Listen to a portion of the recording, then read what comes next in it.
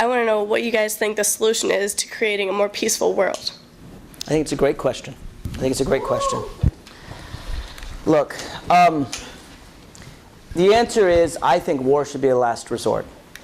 Okay? Sometimes it's necessary. In fact, I'll give you two examples where I think it is necessary. One where we're attacked, and we were attacked on September 11th. 3,000 Americans were killed, and I do wish we had a government that punished those people, right? Instead of going to a place where, you know, we weren't asked to be. I think that had we gone and finished the job in Afghanistan, that's important. I also think that, for example, what's going on right now in Sudan is horrible. It's genocide. People are being, men, women, and children are being killed, shot to death, hacked to bits, and our government apparently doesn't care. Now, some members of Congress care. Clearly, the president isn't doing anything about it. So sometimes you do need to use force. But in general, it should be a last resort. And I think one of the ways to make it a more peaceful world is to let people decide their own futures. Okay?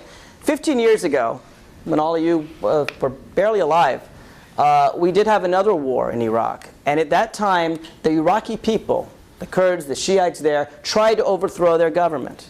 And George Bush Sr. didn't help them. Let them make their own decisions. See, my problem is when you go in and you invade a country and you say you're going to do it our way and you start instilling permanent military bases and trying to get people's oil, then the Iraqis don't see us as liberators. In fact, a recent poll showed about 2% consider us liberators. They consider us occupiers because we're going in our way. And when you don't work with the rest of the world and you say, you know what? We don't care what you say, the rest of the world. The rest of the world, you say there's no weapons of mass destruction. Well, we don't know there's weapons of mass destruction either, but we think there are, and therefore we're going in. And the whole world says, you know, there aren't any. We've inspected, there aren't any there. If we don't listen to the world and we act on our own, then the whole world sees us as a bully, sees us as a tyrant. And that concerns me as an American. There was a time, I remember 10, 15 years ago, when there were, in Tiananmen Square in China, when actually the Chinese held up the Statue of Liberty. They looked to America as a beacon of democracy and hope. Now the entire world, even Canada, our closest friend, looks upon us as a bully. And that's because we're not listening to the rest of the world.